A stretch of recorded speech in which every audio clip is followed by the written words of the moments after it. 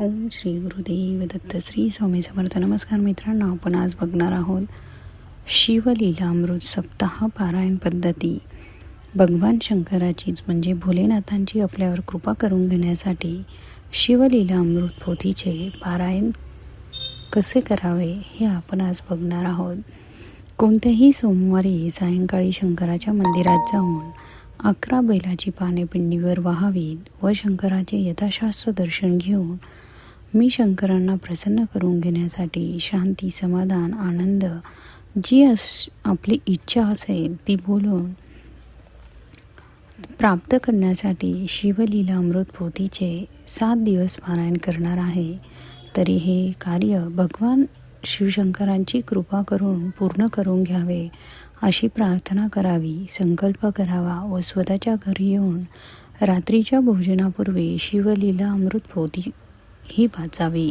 सोमवारी अध्याय 1 व 2, मंगळवारी अध्याय 3 व 4, बुधवार 5 ते 6 आणि गुरुवारी 7 ते 8, शुक्रवारी 9 आणि 10, शनिवारी 11 आणि 12, रविवारी 13 आणि 14.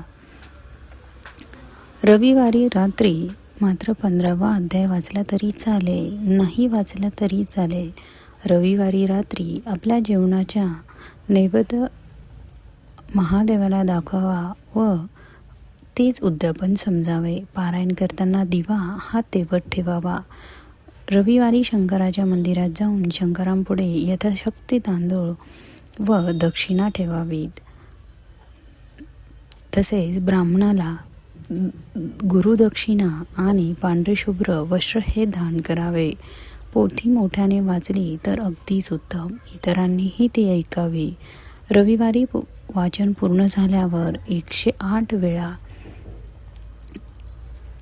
किंवा 1001 वेळा ओम नमः शिवाय या मंत्राचा जाप नक्की करावा. मित्रांनो, तसेच आपण पुढील व्हिडिओमध्ये शिवलीलामृत अध्याय 1 आणि 2 बघणार आहोत. त्यासाठी चॅनलला सबस्क्राईब करा आणि मला सपोर्ट करा. धन्यवाद.